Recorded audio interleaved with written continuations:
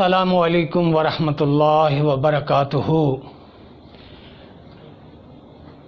اعوذ باللہ من الشیطان الرجیم، بسم اللہ الرحمن الرحیم۔ رب اشرح لی صدری ویسر لی امری واحلل عقدۃ من لسانی یفقہوا قولی۔ تو آج قرآن کو سمجھنے کے لیے لیکچر نمبر 14 کی طرف ہم جا رہے ہیں اور سورۃ حجرات کی آیت نمبر 10 پڑھیں گے۔ تو دیکھتے ہیں کہ اس میں آپ صلی اللہ علیہ وسلم کو اللہ تعالیٰ نے کیا خطاب کیا، کیا فرمایا اور کیا رہتی دنیا تک کے لیے قانون بنایا۔ تو دیکھتے ہیں اس میں، اعوذ باللہ من الشیطان الرجیم، بسم اللہ الرحمن الرحیم۔ انما المؤمنون، ان اداۃ الحصر ہے، آنے والی عبارت کو اپنے حصار میں لے لیتا ہے، اس کا محاصرہ کر لیتا ہے۔ پیچھے بھی ہم نے پڑھا انا لقد، لام لازم اور نون مشدد، سب کے میننگ بے شک یقیناً کے ہیں۔ انما، ان سب کی سپرلیٹو ڈگری ہے۔ جہاں سے سٹارٹ ہوتا ہے تو دیکھنا یہ ہے کہ یہ سپرلیٹو ڈگری اللہ نے لگائی، یہ عبارت کو بھی حصار میں لے لیتا ہے۔ تو کیا اس میں اللہ تعالیٰ فرمانا چاہتے ہیں؟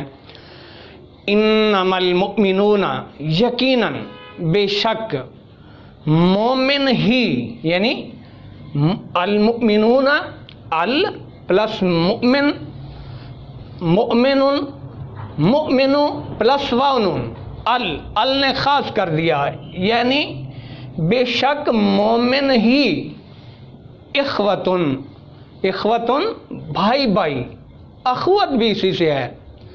دین اسلام میں اخوت کی مثال کہیں نہیں ملتی۔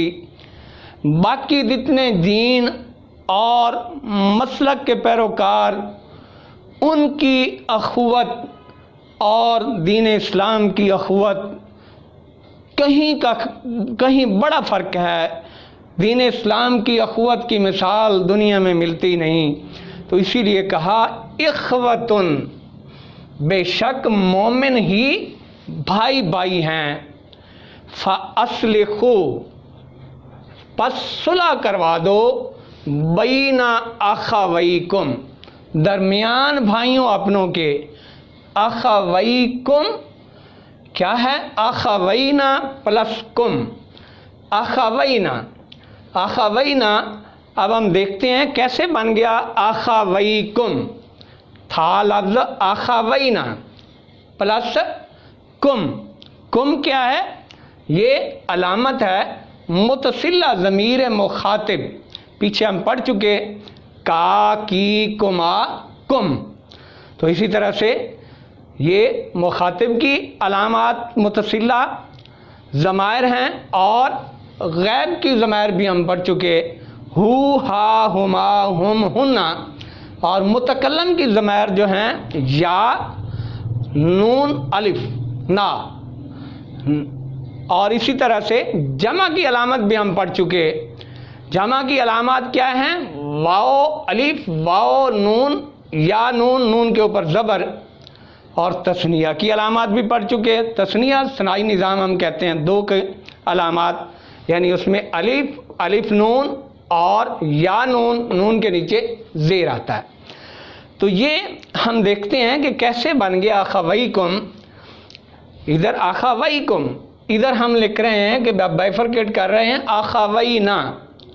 تو جب متصلہ ضمیر آتی ہے کسی کلمے میں آخر میں، تو کیا ہوتا ہے؟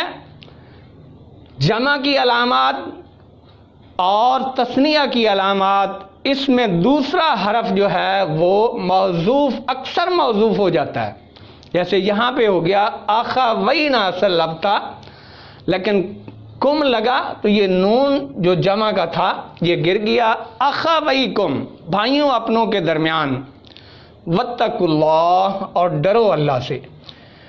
لعلکم ترحمون، لعلکم امید ہے، شاید کہ ترحمون تم رحم کیے جاؤ، تم پر رحم کیا جائے۔ تو یہ ہم نے دیکھا۔ پھر اس میں ترحمون، یہ ترحمون تا مخاطب کی علامت، پس یہ تا مضارع مخاطب پلس پھر کیا ہوا رحم، پھر واو نون جمع کی علامت۔ یہ ترحمون کیا بنتا ہے؟ یہ مضارع مجہول ہے۔ مضارع مجہول کیسے بنتا ہے؟ مضارع کی علامت پہ پیش ہوتی ہے پہلا حرف، اور تیسرا حرف جو ہے اس کے اوپر زبر آتی ہے، تو یہ مضارع مجہول بن جاتا ہے۔ جیسے ہم ایکچولی تو پڑھتے ہیں فعلا، فعلا سے مضارع مجہول یفعلو، مضارع یا کی علامت پہ پیش آ گئی اور تیسرے حرف پہ زبر آ گئی۔ اسی طرح سے فعلا ماضی مجہول، اس میں کیا ہوتا ہے؟ جیسے فعلا تھا، پہلے حرف پہ پیش، دوسرے حرف کے نیچے ہمیشہ زیر آتی ہے، تو وہ ماضی مجہول بن جاتا ہے۔ یہ فرق تھا ماضی مجہول اور ماضی مضارع مجہول میں۔ تو پھر دیکھ لیتے ہیں، اعوذ باللہ من الشیطان الرجیم، بسم اللہ الرحمن الرحیم۔ انما المؤمنون، بے شک مومن ہی، اخوتن بھائی بھائی ہیں، فاصلحوا پس صلح کروا دو، بین اخویکم درمیان بھائیوں اپنوں کے۔ اگر کوئی ایسا معاملہ ہو جائے تو صلح کروا دو، واتقوا اللہ اور ڈرو، اللہ سے ڈرو، لعلکم ترحمون تاکہ تم پر رحم کیا جائے۔ تو اس کی تلاوت بھی کر لیتے ہیں۔ اور اس میں ایک تھوڑی سی بات کہ اس حکم کو، یہ جو اللہ حکم دے رہے ہیں، اس کی اہمیت اور تقاضوں کو کائنات کے سردار نبی محمد صلی اللہ علیہ وسلم نے باکثرت اپنے ارشادات میں بیان فرمایا ہے۔ پہلا اس میں کیا ہے کہ حضرت جریر بن عبداللہ فرماتے ہیں کہ آپ صلی اللہ علیہ وسلم نے مجھ سے 3 باتوں کی بیعت لی۔ پہلی یہ کہ نماز قائم کرتے رہنا، دوسری نماز کے بعد زکوٰۃ دیتے رہنا، تیسری کہ ہر مسلمان کی خیر خواہی کرنا۔ ایک اور ارشاد حضرت عبداللہ بن مسعود رضی اللہ تعالیٰ عنہ روایت کرتے ہیں کہ آپ صلی اللہ علیہ وسلم نے فرمایا کہ مسلمان کو گالی دینا فسق ہے، اور مسلمان کے ساتھ جنگ کرنا کفر ہے۔ مزید حضرت اسی روایت کو حضرت سعید بن مالک نے بھی اپنے والد سے نقل کیا ہے کہ مسلمان کو گالی دینا فسق اور جنگ کرنا کفر ہے۔ حضرت ابو ہریرہ رضی اللہ تعالیٰ عنہ فرماتے ہیں کہ آپ صلی اللہ علیہ وسلم نے فرمایا کہ ہر مسلمان پر دوسرے مسلمان بھائی کی جان، مال اور عزت حرام ہیں۔ تو یہ سارے احکامات جتنے بھی قرآن میں آئے، رہتی دنیا تک کے لیے اللہ نے قوانین بنا دیے، اور آپ صلی اللہ علیہ وسلم کے ارشادات ان کی اہمیت بیان کرتے ہیں۔ تو ہم اس کی تلاوت کرتے ہیں۔ اعوذ باللہ من الشیطان الرجیم، بسم اللہ الرحمن الرحیم۔ انما المؤمنون اخوة فاصلحوا بین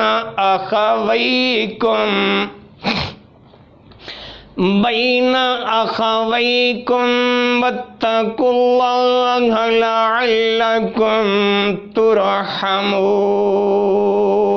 صدق اللہ العظیم.